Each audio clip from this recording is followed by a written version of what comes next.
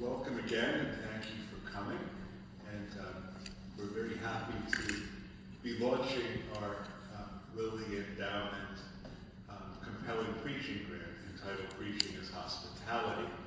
And Father Dominic Ciriaco is going to lead us in a brief prayer and then reflection on today's saint, St. Francis Xavier Cabrini, the many faces of hospitality. When I started on the faculty, Father Dominic was a seminarian, and he was ordained for the Archdiocese of Newark in 1999, and always had a particular interest in the saints, such as the subject of his master's thesis here. His Master of Arts, and also is the Master of Divinity.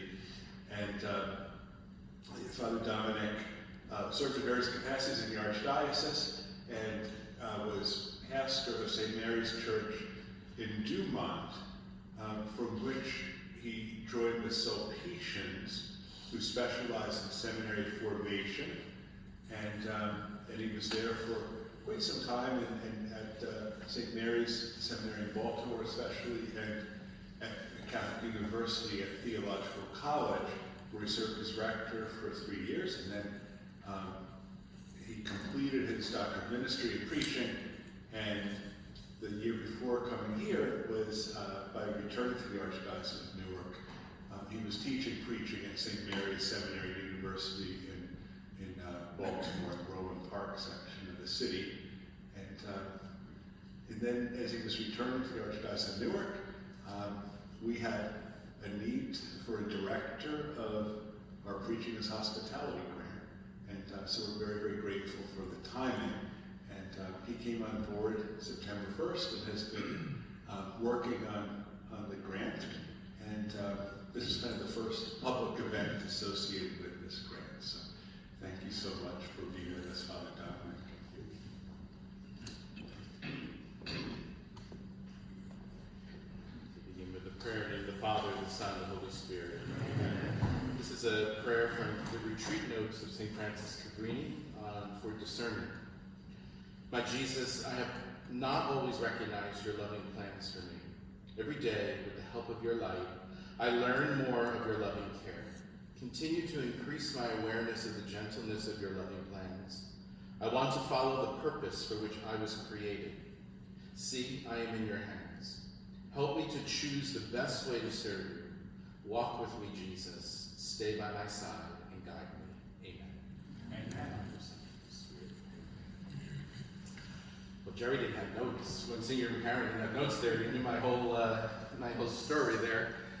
And he knows my whole story because he was my spiritual director for quite a time before I departed for the Sulpicians, and also he knows a lot about me. Well, welcome. It's good to be here. And this is our launch. We're calling it a launch program to the first official talk that we're giving on this grant and what will follow from all of this. So we chose, or I chose, in speaking with Dr. Chaplet, to say, I think I would like to begin on the feast of St. Francis Xavier Cabrini, because I do have a love and interest in Mother Cabrini, and there was really not much on the calendar here at the seminary to find a date for that. And I just thought with getting to the many faces of hospitality, that Mother Cabrini exudes this virtue of hospitality. So I thought Mother Cabrini's feast is the day to begin this. So that's where this all came together. And I am very thankful to be here at the seminary, to be assigned here by the Cardinal full-time as my ministry to do this program. As Monsignor McCarran was saying, it fell at the right time. So I see it as, this is providence. Providence has brought me here. And now providence will unfold what will happen with the program. So to begin with, I did not write this grant. So I'm not part of it in that sense.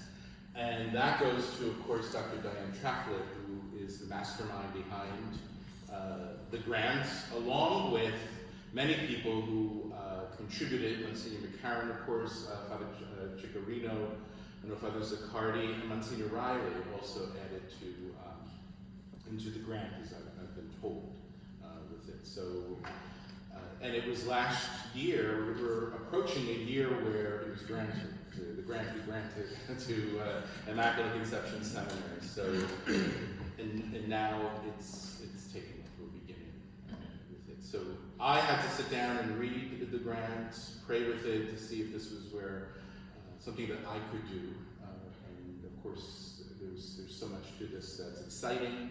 And that's what I'm going to begin with, to share with you what is this program about. You've heard about it, you've seen it on paper maybe in some ways, but what does it look like? What will this be?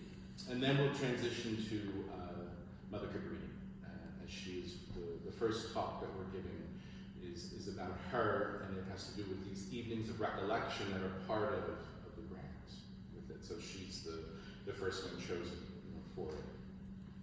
So it's very interesting. It's called preaching as hospitality. That was the first thing I think that drew me into the grant, to say there's something here that's very interesting that is doable and is needed in the church with a preaching program. So it actually hits, there are three things that the studies tell us that people will come back to church if you have these three things. And actually, the two of them are right here: good preaching and hospitality. If the parish is hospitable, people are going to come back each week. If the preaching is good, the people are going to come back. This is what the studies, the Pew study says. But what does anyone want to say what the third one is? There's a third one that will say. Good music. Good music. There you go. So if you have all three, you got people coming, all the time. And if one's lacking, that's okay. It'll make up for it with something else. But if you don't have any, then we're wondering what's going on, with this parish here. So our grant hits the two biggest. Preaching is always the number one that people are looking for. And especially in this area that we live in northern New Jersey, it's very easy for a parishioner to come to a church and not find one of those things there that we just said, or all three lacking, and they're going to go to the next parish over. And sadly enough, which we would never want to get to, they would actually want to leave the Catholic Church altogether because all of that is lacking. So the preaching and the hospitality are very important for what this program is going to take on and be about. From my understanding, and it is true, there is always an interest and a need for more programs on preaching. So when we're in a seminary, you only have 2 classes for preaching. Now surprisingly, and I was surprised by this in my studies, when we were studying for the doctorate and all that, do you know Protestant seminaries only offer 1 preaching class? I could not believe that, because as you know, in a Protestant service, the homily, or the sermon as they call it, is the center part of their worship. So imagine they only have one class. In a Catholic seminary, I think there are 2, and that's it.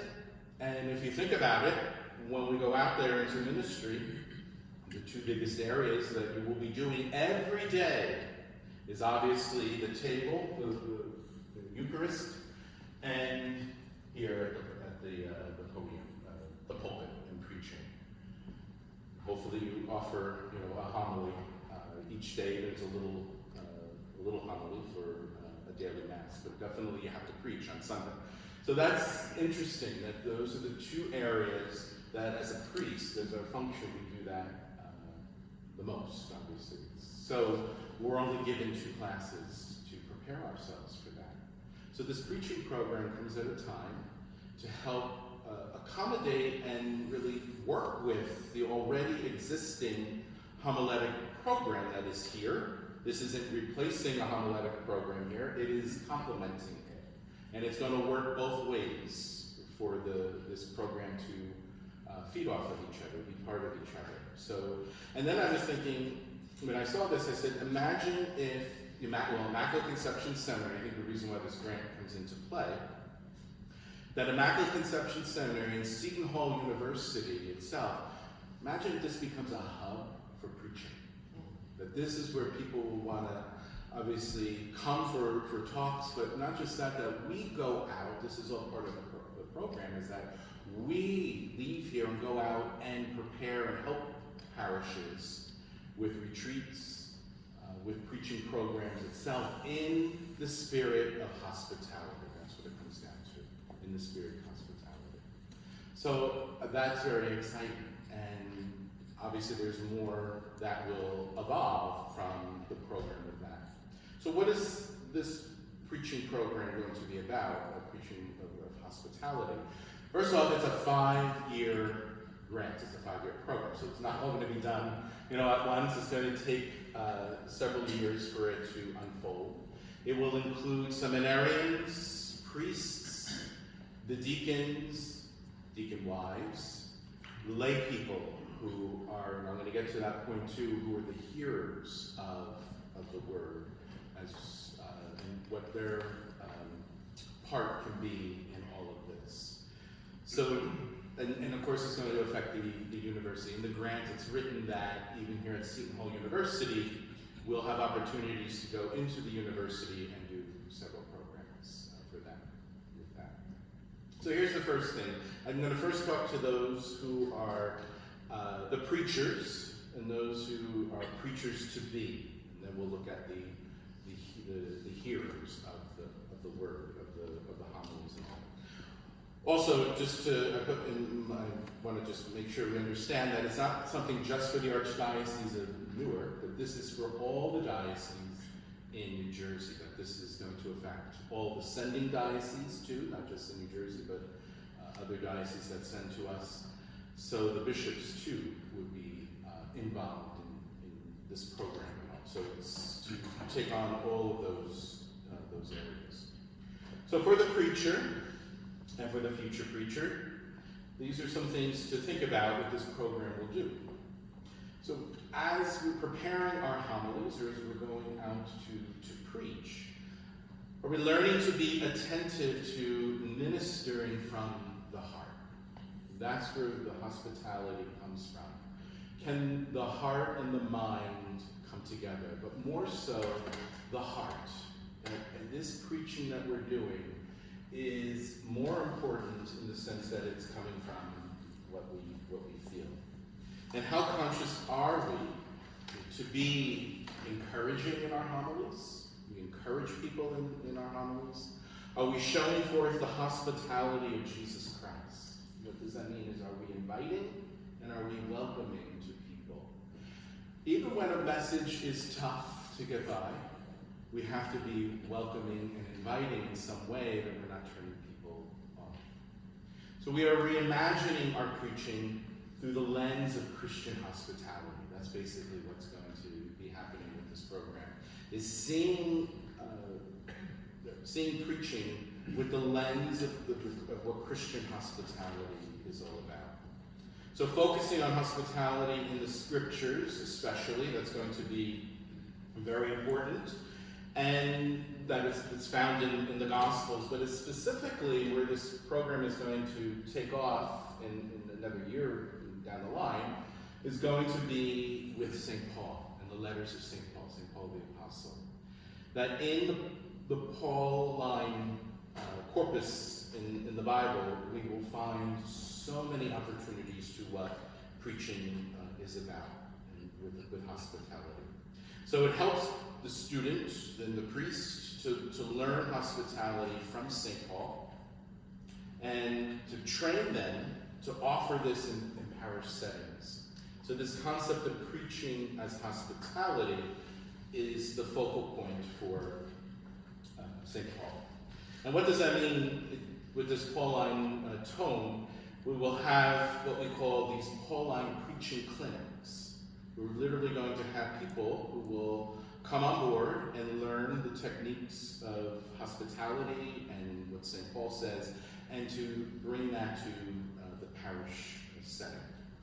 So it could lead to establishing, and with this is something that we're we're toying with is offering a Pauline preaching certificate, that you would get a certificate in Pauline preaching that could also then lead to eventually, hopefully, maybe an MA in preaching and beyond, if it can go into something else. So that a degree obviously could spark from all of this, but especially those who will be participating and helping with all the different programs that we're going to be offering, will receive a Pauline preaching certificate that you put on your wall.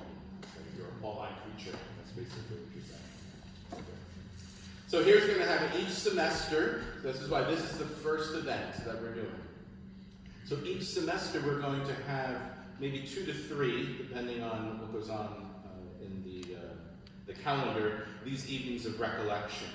And we've chosen the topic, and thanks to Dr. Traffler, is the many faces of hospitality.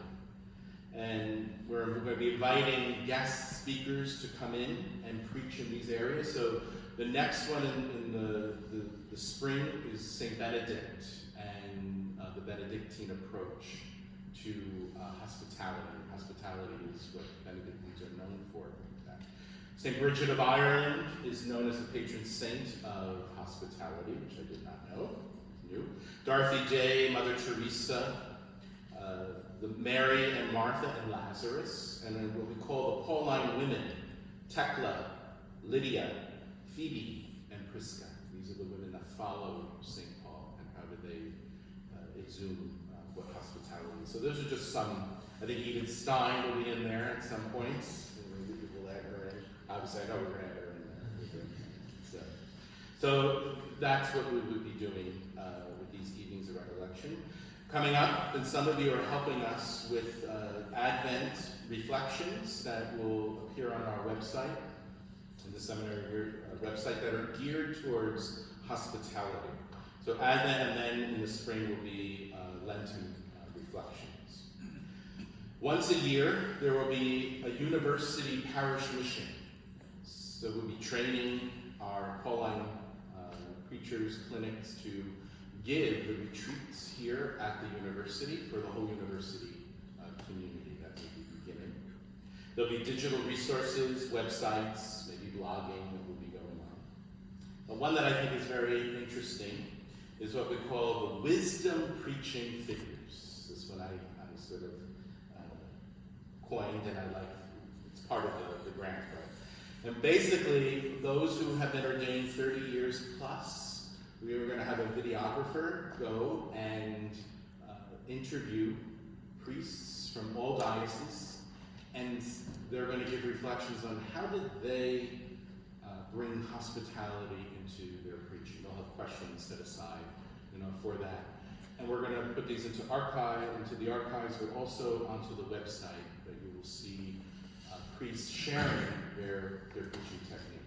So one priest I want to get to, I keep on saying before this semester ends, is Monsignor Toro at 103. I think he's approaching. Is to ask him what has been his, even those little, small little short homilies that are packed with that wisdom, is to hear what he has to say. So it'll be people like that. Bishop Fleecy's on my list too. I love Bishop Fleecy and the way he preaches and all. So the wisdom preaching figures will be coming up. Now, for the listener, what you, our lay people and all, being part of this too, you're here, as you're listening to the homilies, are the homilies hospitable? We need the feedback. We need to know if this is taking place. Yes or no?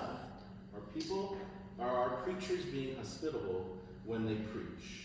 And if it's yes, why? What are they doing? And if no, what are they doing also to help us to get on track with being hospitable preachers? So how can we improve upon our preaching? So we need the listener. We need the person in the pew to help us with this. So that's what we're going to need you to be part of it. So what does the listener want to hear also? How can the listener become hospitable receiving the message? So it works both ways. Because as we are preaching, when you're listening to it, can you receive the message in a hospitable way also? So it works in those two days there. And there are a host of different scriptures that we will be reflecting on. I'm not going to go through all of them. The lack of time. There's so many, but I have highlighted a few here, but I think it goes over. But I just want to show you a few here that Dr. Morrow wrote these up before he moved on. He did some work for us over the summer. And one of them being from Genesis 18:1 through 8. I think we're all aware of Abraham and the visitors that came to Abraham. The three visitors, the mysterious visitors that came to him.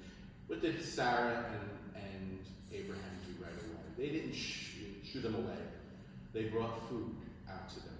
They helped, they entertained them and extended themselves to them, whatever their need was.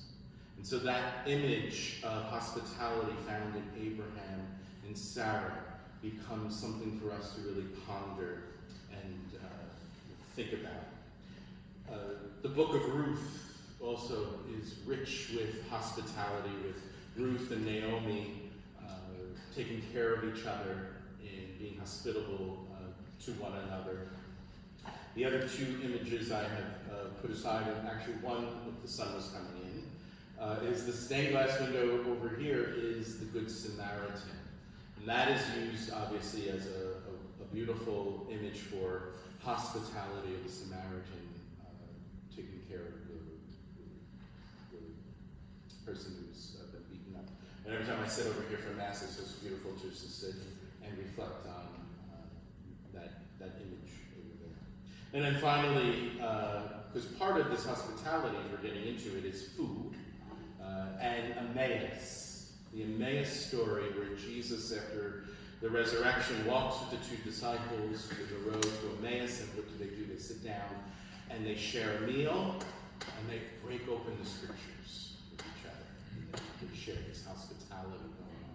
So part of this grant has been budgeted for a lot of food to be incorporated into receptions and things of that nature afterwards, the talks and stuff that Dr. Trafford put in there. We have a big budget for that. So that whole food aspect. And that also brings to my mind really quick as I read these reflections, one of the other things that will happen here, and we're working on it, is there will be multiple new courses in preaching going to be offered here. In addition to what you have to take in the homiletics, that are geared towards the hospitality, the Pauline, and food, and Dr. Glasgow is also working on the Bible stories with food, and so he's going to be also helping with the course and such. So that's what I'm saying, these courses will then eventually lead to some sort of, like we said, certificate and such and more. So that's what we're working on now. Hopefully maybe the fall, the first course will be offered. And it's an elective, basically. It's an elective part of it. So the next thing I switch into, that's the program, basically, in a nutshell. Things will shift and turn and grow in different ways. That's what a grant does. So, but those are the major things that we're going to hit upon